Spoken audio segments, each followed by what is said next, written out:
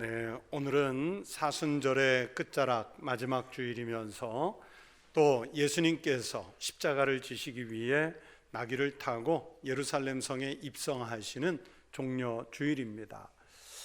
예루살렘 시민들이 들어오시는 예수님을 환영할 때 종려 가지를 흔들며 환영했다 해서 종려 주일이라는 이름이 붙었고, 또 예수님을 향해 환호만 있는 것이 아니라 또 예수님을 십자가에 못 박기 위해서 고난의 길을 가게 하신 고난주간의 시작이기도 합니다. 그래서 사순절 끝자락이며 또 고난주간의 시작인 이 한 주간도 하나님 은혜 속에 십자가를 더 깊이 묵상하면서 지내시기를 축복합니다. 오늘 본문 고린도 후서의 주인공은 사도 바울이라고 말씀할 수 있습니다. 여러분, 이 사도 바울은 예수님을 만나기 전에는 이스라엘 사회에서 정말 잘 나가던 사람이었습니다. 종교적으로 그렇고요, 정치적으로도 그렇고, 그리고 사회적으로도 어떻게 보면 가장 완벽한 삶을 살았던 사람이라고 말할 수 있습니다. 요즘 현대인들이 그렇게 갖고 싶어하는 이력, 스펙이 있지 않습니까? 그 시대에 자기에게 맞는 정말 잘 구비된 스펙을 가지고 살던 인물이 바울이라고 말할 수 있습니다. 이스라엘에서 가장 중요하게 생각하는 신분인 정통 유대인이면서 베냐민 출신입니다. 또 학벌은 어땠을까요? 당시에 이스라엘 내에서 가장 존경을 받는 율법학자였던 가말리엘 그 문화에서 공부를 했는데, 요즘 말로 치면 최고의 명문대학교를 마친 그런 학벌입니다. 그 학맥을 기반으로 이스라엘 국민들의 존경을 한몸에 받는 바리새인이 되었고 공의회 의원도 되었습니다. 부모님도 잘 만났습니다. 아버지가 원래 부자이셨는지 아니면 로마 제국을 위해서 어떤 큰 공을 세웠는지, 바울이 태어나 보니 부모님이 로마 시민권자였고 또 이것은 상속되는 신분이었기 때문에 바울이 태어나면서부터 로마 시민권자였습니다. 바울 앞에서 자기 신분을 크게 자랑하는 사람들을 향해서 바울이 한 말이 있습니다. 나도 육체를 신뢰할 만하여 만일 누구든지 다른 이가 육체를 신뢰하는 것이 있는 줄로 생각하면 나는 더욱 그러하리니, 나는 8일 만에 할례를 받고 이스라엘 족속이요 베냐민 지파요 히브리인 중에 히브리인이요 율법으로는 바리새인이요 열심으로는 교회를 박해하고 율법의 의로는 흠이 없는 자라. 거의 완벽한 신분이었다는 얘기예요. 그 신분을 가지고 놀고 먹는 무의도식하는 사람이 아니라 자기 일에 또 온 힘을 기울이던 사람, 그분이 바울이었어요. 종교적으로 얼마나 열심이었는지 따라올 사람이 없었습니다. 바울이 신앙적 열심에 대해 이야기할 때 바울보다 자기네들이 더 잘났다고 자랑하던 사람들이 있었죠. 그들에 대해서 바울이 한마디로 일갈합니다. 그들이 그리스도의 일꾼이냐 정신없는 말을 하거니와 나는 더욱 그러하도다. 여러분, 그러니 바울의 이런 조건들을 볼 때 그분을 향해 우리가 무슨 말을 더 할 수 있겠습니까? 그런데 그랬던 사람이 기독교 교회들을 핍박하기 위해서 예루살렘에서 다메섹으로 가는 노상에서 부활하신 예수님을 만났습니다. 그리고 바로 그리스도인이 됐습니다. 그리스도인이 된 다음에 딸려 나오는 겉모습의 변화는 바로 이랬던 바울이 신분의 변화가 오는 겁니다. 빌립보서 3장 7절 8절에서 바울은 예수를 만난 이후에 자기의 변화된 신분에 대해서 이렇게 말합니다. 그러나 무엇이든지 내게 유익하던 것을 내가 그리스도를 위하여 다 해로 여길 뿐더러 또는 모든 것을 해로 여김은 내 주 그리스도 예수를 아는 지식이 가장 고상하기 때문이라 내가 그를 위하여 모든 것을 잃어버리고 배설물로 여김은 그리스도를 얻고. 예수 믿는 그리스도인이 되고 예수님을 얻기 위해서 그렇게 좋은 조건들, 자기의 신분, 학력 이런 것들을 예수 믿고 난 다음에 다 배설물로 여겼다는 고백입니다. 여러분, 예수를 믿는 건 믿는 거고 자기가 누리고 있던 것 그대로 가지고 믿으면 안 됩니까? 여러분, 예수를 믿은 것 때문에 여러분의 재산상에 무슨 큰 손실을 냈습니까? 예수를 믿은 것 때문에 여러분이 가지고 있는 어떤 사회적 명망을 포기해야만 했던 것들이 있습니까? 예수를 믿은 것 때문에 여러분이 어떤 사회적 지위, 신분, 시간, 재능 이런 것들을 좀 내려놓아야 할 것들이 있던가요? 우리가 사실은 대부분 그렇게 하지 않습니다. 예수를 믿는다고 하면서도 자기의 것 그대로 소유하고 믿으려는 것이 바로 우리들의 신앙 태도지요. 내가 가진 것을 포기하라고 하면 신앙을 포기할래? 지금 가지고 있는 이 소유를 포기할래? 그러면 우리는 차라리 신앙을 포기하지 가진 것을 포기하기는 쉽지 않습니다. 바울도 그래도 되지 않습니까? 그런데 바울은 그렇게 하지 않았어요. 또 바울은 교회 안으로부터도 공격을 받았습니다. 예수 믿고 교회 들어와서 목회자가 되고 전도자가 되었다고 해서 모든 교인들에게 환영을 받은 것만 아닙니다.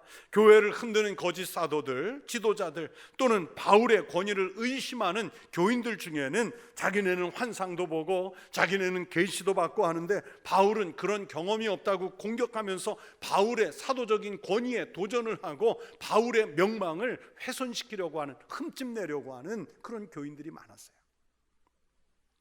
그런 공격에 바울이 오늘 본문 앞에 12장 앞부분에서 마치 남 얘기처럼 3인칭으로 말을 하지만 자기는 14년 전에 셋째 하늘에 이끌려 간 자라는 고백이 있습니다.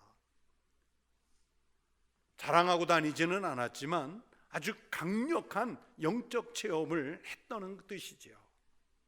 이런 영적 체험에 대해서 내가 부득불 어쩔 수 없이 자랑한다 말하면서도 이런 것이 진짜 자랑거리가 아니라 오늘 본문에서 바울이 뭐라 합니까? 자기는 자기의 약한 것들만 자랑하겠다 그래요. 우리는 어떻습니까? 우리는 자랑하라고 하면 자기의 강점, 자기의 장점 얼마나 자랑합니까? 내가 조그만 거 하나만 얻으면 우리는 자랑을 멈추지 않아요. 자기의 소유를 자랑합니다. 연륜을 자랑합니다. 자기가 얼마나 위대한 경험을 했는지, 자기 삶이 얼마나 잘 되고 있는지 이런 거 자랑하고 싶어 해요. 사람들은요, 자기가 스스로 자기의 단점이나 연약한 부분을 자랑하지 않습니다. 왜 그렇습니까? 그거 괜히 얘기 꺼냈다가 그거 들은 사람들에게 책 잡힐까 봐, 약점 잡힐까 봐 우리는 얘기하지 않아요. 그런데 바울은 오늘 말씀에서 약한 것들 외에는 자랑하지 않겠다고 선언을 합니다. 바울은 사회적인 신분이나 교회의 지위만 그렇게 된 것이 아닙니다. 다 버리고 열심히 선교하는 일에 매진하다 보니까 자기 몸조차 돌볼 수가 없었습니다. 몸이 만신창이로 망가져 갔습니다. 고린도후서 11장 23절 이하를 보면 바울의 몸이 얼마나 고생을 했는지 그 정황을 알 수 있는 말씀들이 있습니다. 옥에 갇히고 매도 수없이 맞고 여러 번 죽을 뻔하였다 그랬습니다. 유대인들에게 40에서 하나 감한매를 5번 맞으며 그랬는데 여러분, 이 매질이 어떤 거냐면 그냥 엉덩이나 신체 어느 부위를 때리는 수준이 아니라 거의 죽을 정도의 매이기 때문에 39대를 한 번에 다 때리는 것이 아니라 몇 대 맞고 그 죄수가 기절을 하면 다시 회복될 때까지 며칠 기다렸다가 몸과 마음이 조금 회복되면 또 때리고 또 기절하면 다시 회복될 시간을 줬다가 다시 때리는 거예요. 그걸 5번 했대요.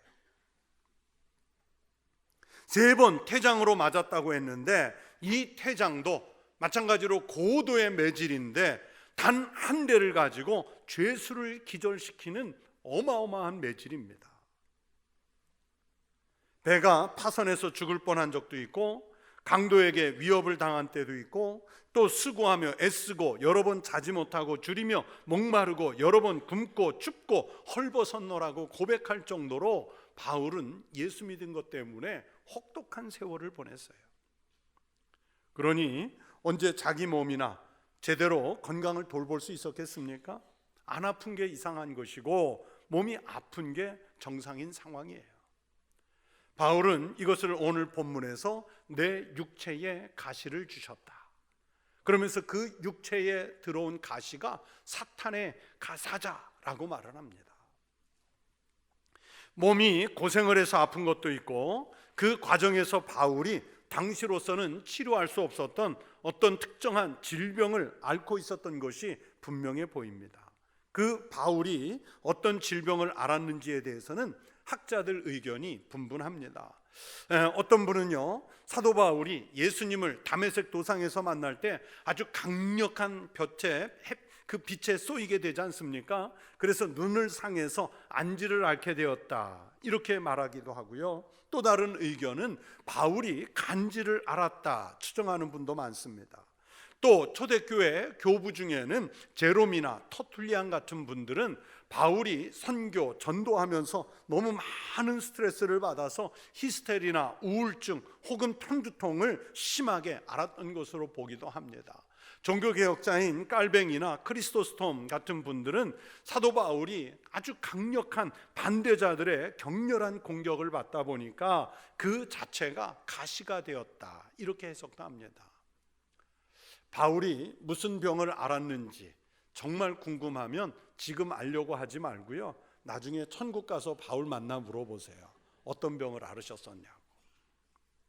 아무튼 바울이 아픈 것은 분명했고요, 그 아픔이 얼마나 컸든지 육체의 가시라는 말을 썼는데, 여러분, 이 가시라는 단어가 헬라어로 스콜로프스라는 단어인데 말뚝이라는 뜻이에요. 우리는요, 뭔가 일을 하다가, 뭔가 행동을 하다가 이 손가락에 정말 작은, 그래서 돋보기를 끼지 않으면 미처 보이지도 않는 그 작은 가시 하나만 껴도요, 그것 때문에 고통스러워하는데, 사도 바울은 그런 가시가 아니라 몸에 말뚝이 박혔대요. 말뚝이. 그러니까 엄청나게 크게 고통을 느끼는 아픔이었다는 얘기죠. 그러니 얼마나 낫고 싶어 했겠습니까? 아프면, 여러분, 정말 아프면요, 아무것도 할 수 없고요, 빨리 낫든지 빨리 죽든지 결정하고 싶은 그 마음이 드는데, 지금 바울이 그런 상태인 거예요. 여러분, 바울은 아주 강력한 은사를 가지신 분이었죠. 루스드라에서 선교할 때는 나면서부터 걷지 못하던 사람을 고쳐서 걷게 만들어줬습니다. 그 지역 사람들이 이런 기적을 보면서 바울을 얼마나 위대하게 봤는지 마치 신으로 모시려고 하는 것 같은 행동을 했잖아요.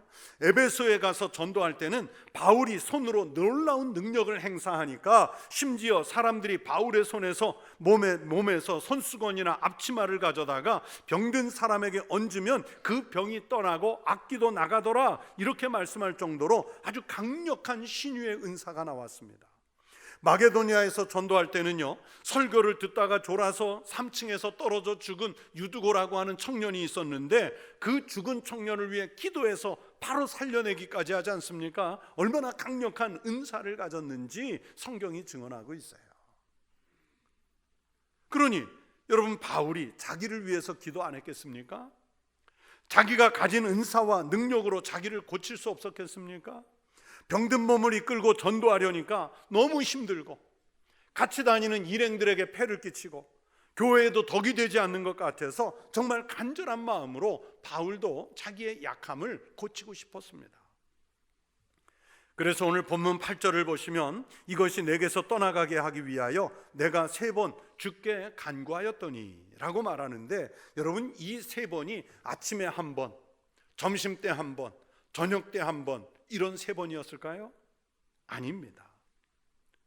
정말 작심하고 오랫동안 열흘이든 20날이든 혹은 40일이든 주님의 치유하심을 기대하면서 3차례나 그렇게 간절히 매달려 기도했다는 거예요.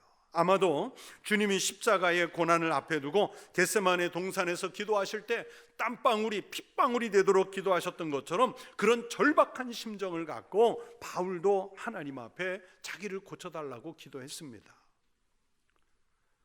그런데 병을 고쳤을까요? 못 고쳤을까요? 그렇게 애끓는 심정으로 기도했지만 못 고쳤습니다. 남의 병은 다 고쳐주면서 정작 자기 병은 못 고쳤어요. 그런데 이 못 고친 후에 보이는 바울의 반응입니다. 안 나았다고 해서 상처를 받은 것이 아니라 오히려 은혜를 고백하지요. 주님의 응답을 받았습니다. 그 응답이 바로 9절의 말씀입니다. 나에게 이르시기를 내 은혜가 내게 족하도다. 이는 내 능력이 약한 데서 온전하여짐이라 하신지라. 그러므로 도리어 크게 기뻐함으로 나의 여러 약한 것들에 대하여 자랑하리니 이는 그리스도의 능력이 내게 머물게 하려 함이니라. 바울은 아픕니다. 죽을 지경이에요. 몸에 말뚝이 박혀 있는 것처럼 지금 고통스럽습니다. 그래서 주님께 기도했습니다. 그래도 안 나았습니다. 그러면 우리 같으면 신앙을 포기할지도 모릅니다. 하나님을 원망하겠죠. 주변 사람들에게 스트레스가 가득 차서 얼마나 괴롭힐지 모릅니다. 그런데 바울은 그 아픔을 그냥 놓아두신 주님의 은혜를 생각하면서 오히려 자기의 이런 처지, 이 아픔을 은혜로 받아들이기로 했습니다. 자기가 손을 쓸 수 없는 그 아픔 앞에서 하나님의 강하심과 인간의 약함을 동시에 보는 거예요. 여러분, 이것을 저는 오늘 본문을 뭐라고 제목 붙이고 싶냐면 역설의 은혜.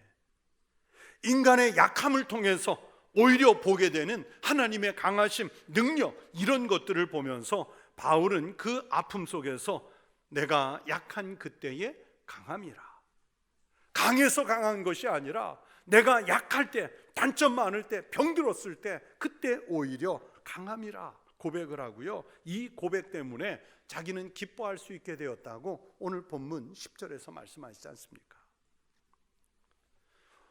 오늘 본문 외에도요, 사도 바울은 자신의 연약함을 깨닫고 주님 앞에서 자신은 아무것도 아니라는 사실을 종종 고백합니다. 그렇게 고백을 할 때 주님의 능력이 임하는 무수히 많은 경험을 했습니다. 그래서 바울은 9절에서 약함이 자기의 병든 것이 수치가 아니라 나의 여러 약한 것들에 대하여 자랑하리니, 약한 것, 병든 것을 감추는 것이 아니라 자랑하고 싶대요. 왜냐하면 그 모습이 자기가 사도로, 목회자로, 선교사로 사는 힘이 되었기 때문입니다. 강해서 사는 것이 아니라 하나님 앞에 약하니까 사는 거예요. 성도 여러분, 사도 바울이 일생 동안 하나님의 충만한 은혜를 항상 충만한 상태로 유지하면서도 위대한 사도, 목회자, 전도자의 길을 갈 수 있었던 것은 바로 그렇게 몸에 지니고 있는 육체의 가시 때문입니다.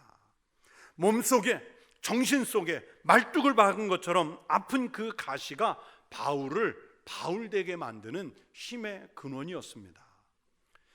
이미 지난 일이기 때문에 만약이라는 가정을 할 수는 없지만, 여러분, 그래도 만약에 바울이 정말 몸을 고치고 건강했다면 어떻게 되었을까요?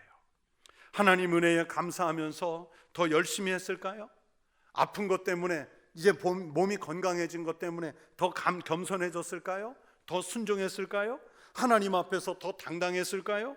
많은 사람들에게 더욱 존경을 받는 인물이 되었을까요? 아닙니다. 바울 스스로의 진단에 의하면 자기의 삶을 돌아보고 전적으로 하나님의 은혜에만 의지해서 살아야 한다는 고백을 만드는 것이 바로 자기의 약함이었습니다. 무엇 하나 부족함이 없던 분이었잖아요. 제가 스펙이 완벽하다고 그랬잖아요. 그랬던 사람이기 때문에 어떻게 되었을지는 모릅니다. 그래서 하나님이 사랑하셔서 자기에게 육체의 가시를 주셨다고 바울은 고백합니다. 자기의 약함이 자랑거리라고 고백합니다. 이 약점 때문에 언제나 바울은 하나님과 교회 앞에서 겸손할 수밖에 없었습니다. 우리 성도들이 별세를 하시면 제가 발인 예배 인도를 보통은 하는데, 제가 발인 예배 때마다 이 성도의 죽음을 보면서 이 죽음이 우리에게 멀리 있는 일이 아니라 곧 내게 닥칠 일이기 때문에 오늘 살아있는 우리도 천국을 준비하는 신앙으로 삽시다, 늘 이렇게 말씀을 드려요. 그런데 대부분의 성도들은 저 영정 속에 저분의 죽음이 멀리 있다고 여겨지고 나와는 상관이 없는, 마치 나는 안 죽을 것인 것처럼 그 자리에 있습니다. 그런 분들에게 나에게도 곧 닥칠 일이라 하는 말씀을 꼭 드리는데, 사실은 성도들에게도 드리는 말씀이지만 언제나 사실은 저의 자신을 향해서 하는 고백이기도 합니다. 제 이야기를 말씀드려 죄송하지만 제 몸속에는요 철로 만든 스텐트가 6개나 들어 있습니다. 이제 우리 교회에도 스텐트를 넣은 분들이 종종 있는데 뭐 보통은 1개, 2개, 이것도 참 위험한 상황이었겠죠. 그런데 저는 그게 6개나 들어 있어요. 아마 옛날에 의술이 발전하지 못했던 뭐 20년, 30년 전이었다면 지금 여러분 앞에 서 있는 게 아니라 천국에 있었을 거예요. 그런데 아파 보니까 그게요 꼭 나쁜 것만은 아니에요. 특히 신앙적인 면에서는 더욱 그렇습니다. 아시는 분은 아시겠지만 우리나라에서 제일 위급하게 죽게 만드는 일이 뭐 심혈관 질환, 뇌혈관 질환이지 않습니까? 방송을 틀면, 신문을 보면 건강과 관련한 프로그램들이 매일 나오는데 대부분 심혈관, 뇌혈관 얘기가 매일 나와요. 여러분, 이게 한번 병들면 오늘 자다가도 갈 수 있습니다. 그래서 제 아내는 제가 자다가 숨이 좀 약해진 것 같으면 이것이 죽었나 살았나 제 코에 늘 손을 댄대요. 어떤 때는 느낄 때가 있어요. 손댄 거를. 운동 조금 세게 하면 갈 수 있죠. 뭐 산에 오르다가 숨 한번 까딱하면 갈 수 있습니다. 화를 벌컥 내서 그 혈압을 한번 쫙 끌어올리면 갈 수 있어요. 그냥 곳곳이 지뢰밭입니다. 다 피해갈 수 없잖아요. 그래서 생각한 것이 오늘, 아니 지금이라도 주님 앞에 갈 수 있다는 이 확고한 신앙을 먼저 갖추어야겠다는 생각이에요. 지금 주님이 가자 하셔서 가더라도 미련 없이 주님 앞에 부끄러움 없이 갈 준비를 하고 사는 게 중요하겠다 생각해요. 사는 날 동안에 구질구질하지 않게 맡기신 사명이 있으면 다 하다가 가자, 이 결단을 매일 하도록 만들어주는 장점이 있어요. 그 약함이. 죽음이 먼 일이 아니라 오늘 코앞에 있는 일이기 때문에 하나님의 강하심 앞에서 더욱 겸손해질 수 있어요. 이것이 육체의 가시이고 내가 지고 가야 할 십자가라는 고백을 만드는 거예요.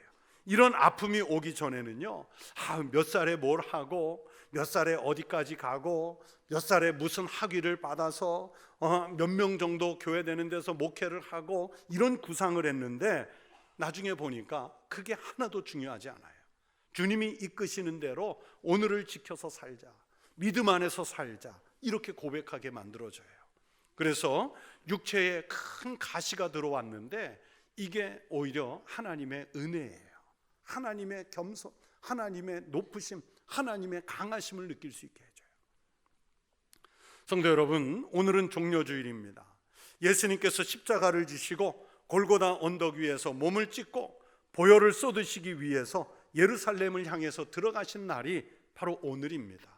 사순절 마지막 주간, 고난주간을 맞으면서 예수님의 십자가를 생각하세요. 예수님의 십자가가 분명히 죽음의 형틀입니다. 약한 자가 지는 형틀입니다. 하나님이시면서도 예수님은 참 무기력하게, 무능력하게 십자가에 달리고 말았습니다. 지켜보는 사람들을, 메시아로, 그리스도로 기대했던 사람들을 실망시키고 말았어요. 그러나 실망한 사람들은 십자가의 겉모습만 본 것입니다. 성경이 말씀하죠. 십자가의 도가 멸망하는 자들에게는 미련한 것이요 구원을 받는 우리에게는 하나님의 능력이라. 믿음이 없는 사람들이 십자가를 보면 형틀로만 보입니다. 아주 치욕스러운 도구로 보겠죠. 멀리 피해서 가야 할 길이라고 봅니다. 하지만 우리 믿는 사람들은 주님의 약함으로 지신 그 십자가 때문에 구원을 받았습니다. 영생을 얻었습니다. 천국 갈 길을 열었습니다. 역설입니다. 십자가라는 그 무지막지한 가시가 오히려 우리에게 생명의 길이 될 줄을 누가 알았겠습니까? 하나님이시니까 그렇게 하실 수 있었던 일인 줄로 믿습니다. 성도 여러분, 우리가 살면서 겪는 인생의 고난들이 있습니다. 정말 사랑하는 사람과 사별을 해야 하는 아픔을 겪은 분들이 있어요. 사업의 큰 실패로 다시 일어설 수 있는 기력을 완전히 뺏긴 사람들이 있습니다. 사고로 신체에 큰 장애를 갖게 되는 경우가 있습니다. 큰 병을 얻어가지고 그 병마와 싸우느라고 매일매일 고통의 순간을 지내는 날들이 있어요. 인간관계를 크게 훼손당해서 사람 만나는 일이 정말 두려운 분들도 있습니다. 우리가 겪는 이런 인생의 고난들이 축복이라고 말할 수는 없습니다. 이 고난이 무조건 축복이 되는 것은 아닙니다. 그 고난 때문에 좌절하고 불행한 삶을 사는 사람이 얼마나 많은지요. 그러나 여러분, 하나님의 자녀들에게는 그렇지 않습니다.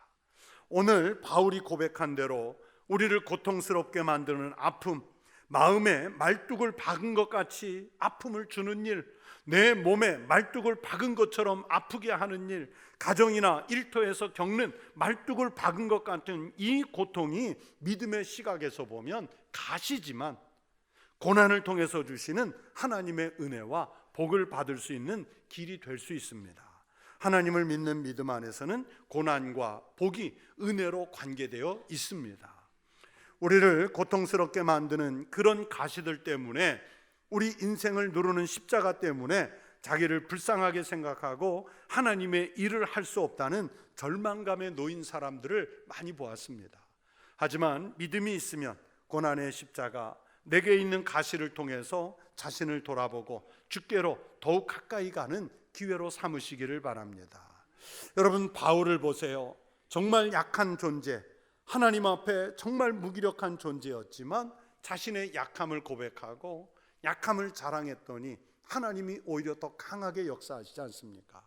고난으로 인해서 완전히 망하는 사람이 있는가 하면 가시로 인해서 더욱 신실한 하나님의 자녀가 되는 믿음의 사람들도 수를 헤아릴 수 없이 많습니다. 고난으로 인해서 하나님의 새로운 축복을 누리는 사람들이 지금도 많습니다.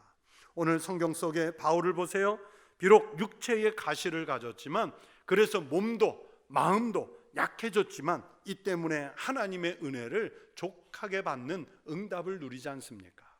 하나님의 능력은 약한 데서 온전하여지는 그런 깨달음을 얻었습니다. 약한 것, 단점, 병든 것을 자랑할 수 있는 담대한 신앙도 얻었습니다. 우리 성도들이 겪는 인생의 아픔들, 가시들, 십자가가 결코 여러분을 주눅들게 하지 못하도록 담대한 믿음의 삶을 사는 성도들이 되시기를 축원합니다. 십자가를 통해서, 가시와 고난을 통해서 하나님의 위대한 능력과 복을 경험하는 은혜가 우리 성도들과 함께 하시기를 주의 이름으로 축원합니다. 기도하겠습니다. 하나님 아버지, 감사합니다. 우리는 정말 미약한 존재인데도 사람들 앞에 어떻게 하면 내가 강한지, 어떻게 하면 나의 능력이 큰지, 내가 얼마나 높고 위대한지 자랑하고 싶어하는 존재들이었지 않습니까? 그러나 바울이 그랬던 것처럼 우리 주님 예수 그리스도께서 십자가 앞에서 정말 그렇게 무기력하셨던 것처럼 우리도 오히려 우리의 약함을 자랑할 수 있게 하시고 그 약함 때문에 더 온전해지는 은혜를 누리게 하여 주시옵소서. 주님이 지신 십자가, 내가 지고 가야 할 그 몫이 있다면 기꺼이 지고 주님 영광을 위해, 그리고 부활의 영광을 위해 그 길을 가게 하여 주시옵소서. 예수 그리스도의 이름으로 기도드리옵나이다. 아멘.